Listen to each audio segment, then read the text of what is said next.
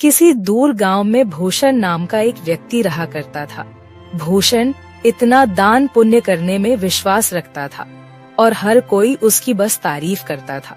भूषण के पास भले ही अपने खाने को कुछ न हो, लेकिन वह दान पुण्य करने में कभी पीछे नहीं हटता। एक रोज सुबह सुबह भूषण खाना बनाकर जैसे ही खाने बैठा, उसके दरवाजे पर एक साधु का आना होता है। कुछ खाने को दे दो बेटा, कल से भूखा हूँ, कुछ खाया पिया ही नहीं है और अब तो चला भी नहीं जा रहा। अरे साधु जी, आप अंदर आइए और मेरे साथ बैठ के खाना खा लीजिए। अरे इतने खाने से मेरा पेट नहीं भरने वाला। कोई बात नहीं, मैं आगे मांग कर खा लूंगा। तुम खाना खाने बैठे हो तो खा लो बेटा।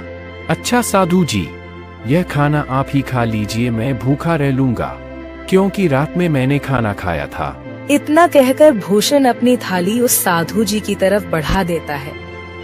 साधु जी भी खाना देखकर दोनों हाथों से जल्दी जल्दी खाने लगता है और खाना खाने के बाद साधु जी भूषण को ढेर सारा आशीर्वाद देते हुए कहते हैं, भगवान तुम्हें हमेशा खुश रखे बेटा। तुमने अपने हिस्से का खाना मुझे खिलाया है।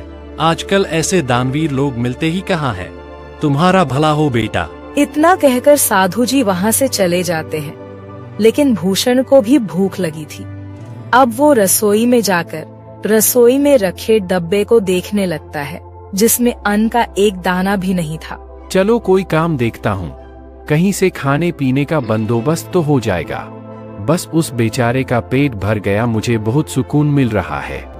अब भूषण घर से निकलता है, तभी उसे गांव का मदनलाल देखकर अपनी पत्नी से कहता है, अरे कब से यह अनाज की बोरियां अकेले ही उठा रहा हूँ। अभी भूषण को बुलाता हूँ, तुम देखना वह कैसे मेरी मदद करेगा।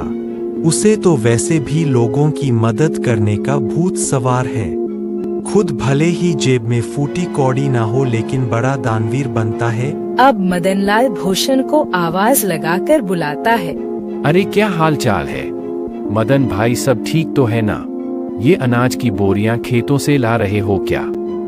अरे हाँ, खेतों से अभी 10 बोरियां और लानी है, लेकिन मैं बहुत ज्यादा थक गया हूँ। तुम थोड़ा हाथ बटा देते तो मेरा काम जल्दी हो जाता।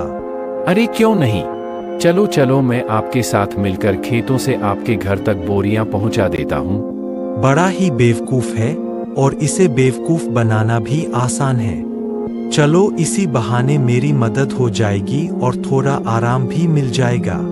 इतना कहकर मदनलाल भूषण से अब कई सारी बोरियां खेत से घर रखवाता है, लेकिन भूषण तो भूखा था। उसे भूख भी बहुत तेज लग रही थी। अब बोरियां रखने के बाद मदनलाल भूषण से कहता है, बहुत बहुत शुक्रिया भूषण भाई। अगर तुम ना होते ना तो मुझे यह बोरियां ढोते ढोते रात हो जाती। कई घंटे बोरियां ढोने के बाद भूषण थक जाता है और अब वह उधार लाला की दुकान से राशन लेकर खाना बनाकर खाता है।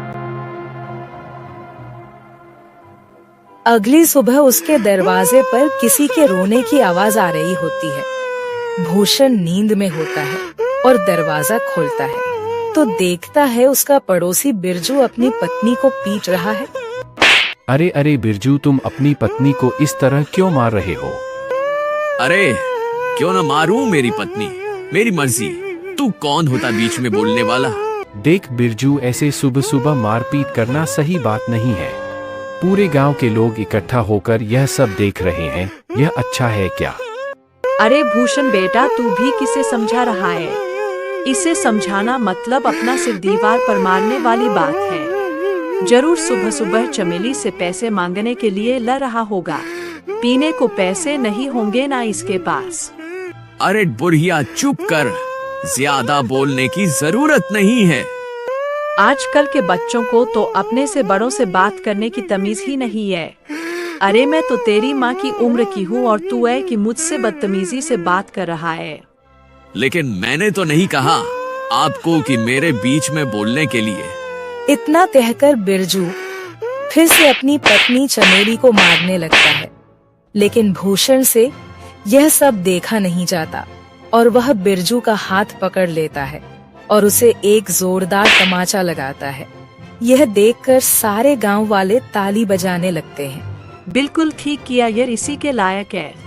अरे अपनी पत्नी पर हाथ उठाता है और खुद को मर्द समझता है।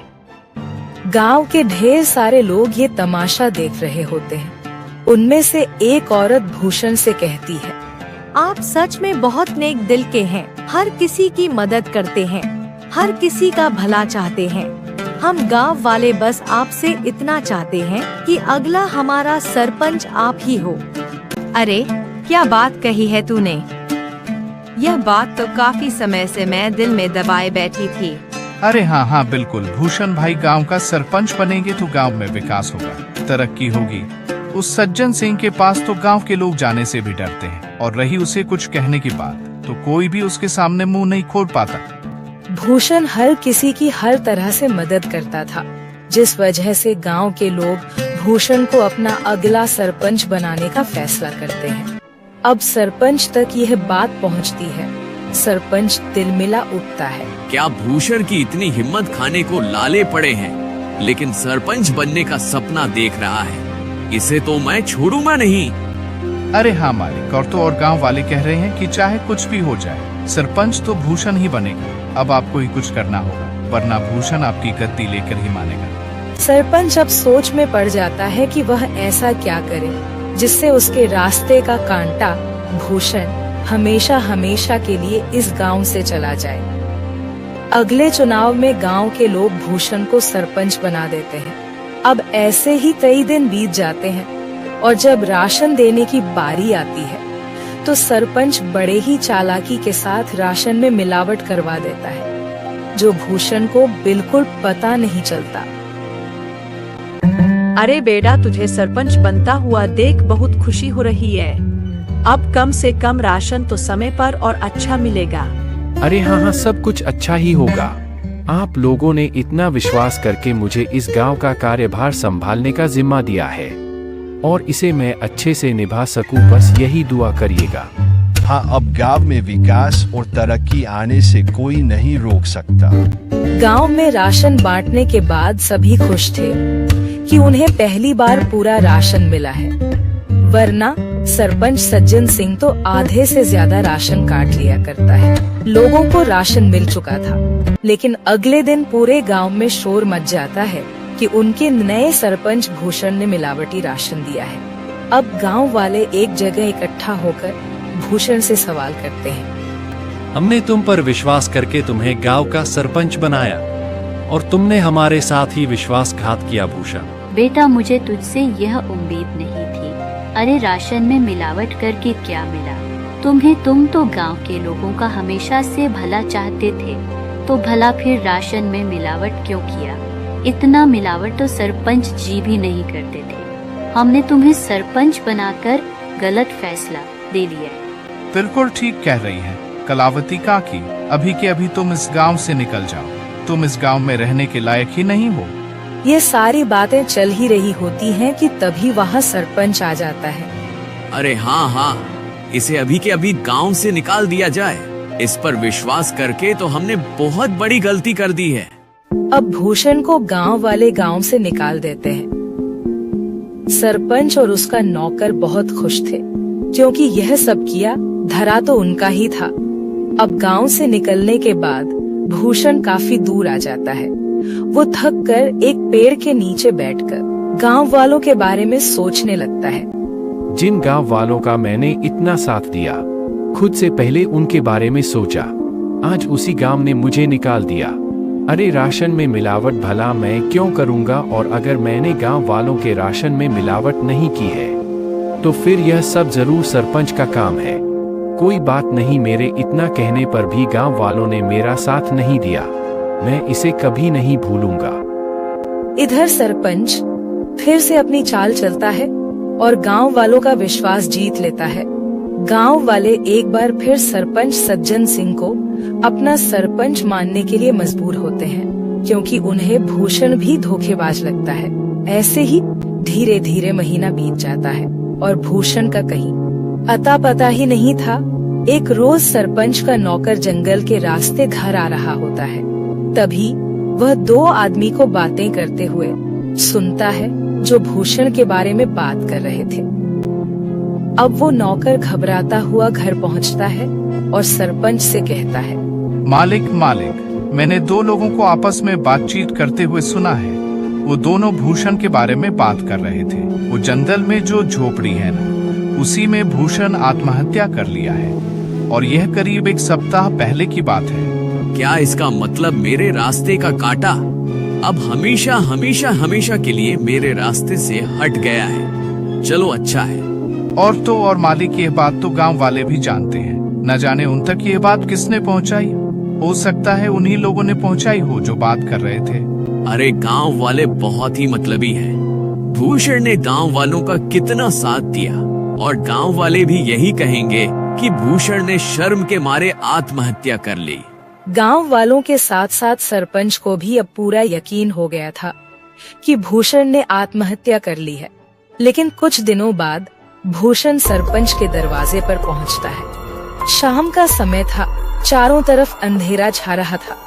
सरपंच अपने नौकर को आवाज लगाकर कहता है, अरे सामने देख, जरा कोई खड़ा है क्या? मुझे तो ऐसा लग रहा है कि सामने भूषण है, मतलब भूषण का भूत। मालिक, ये भूषण का भूत ही लगता है। ये आपसे बदला लेने आया है। मैं तो चला यहाँ से, मुझे भरी जवानी में नहीं मरना। मेरे 4 बच्चे हैं और 2 बीवियां हैं। सरपंच का नौकर इतना कहकर वहाँ से दुम दबाकर भाग निकलता है। भूषण जैसे जैसे आगे बढ़ रहा था, सरपंच पसीने से तरबतर हो रहा था। वहीं रुक जा भूषण का भूत, तुझे क्या चाहिए? मैं तुझे सब कुछ देने के लिए तैयार हूँ, अपना घर, जमीन, पैसा, लेकिन मुझे मारना मत। मैं तुम्हें नहीं छोड़ूंगा। तुमने मुझे बदनाम किया है। अब तुम ही यह सच गांव वालों के साथ सामने बोलोगे, वरना मैं तुम्हें मार डालूंगा। अरे हाँ, मैं गांव वालों के सामने सच को बोलने के लिए तैयार हूँ, लेकिन मुझे मारना मत। अब सरपंच रात के समय ही गांव वालों को इकट्ठा करके सबके सामने सच को बोलता है कि उस दिन राशन में मिलावट उसने और उसके नौकर ने की थी। आप लोग भले ही मुझे भूत समझ रहे हो, लेकिन मैंने अपने आत्महत्या की खबर झूठी फैलाई थी ताकि मैं चोर को पकड़ सकूं, और चोर आप सभी के सामने है। मैंने हमेशा लोगों का भला किया, तभी तो आप लोगों ने मुझे इतने सम्मान और प्यार के साथ दानवीर कहा। भाई, मुझसे गलती हो गई, मुझे माफ कर दो। मैं तुम्हारे आगे हाथ जोड़ता हूँ। अब उसी वक्त गांव वाली सरपंच को गांव से निकालकर सरपंच की जगह भूषण को गांव का सरपंच बनाते हैं और भूषण से माफी मांगते हैं कि वह सरपंच की बातों में आ गए थे और उन्होंने बिना सोचे समझे उसे गांव से निकाल दिया था।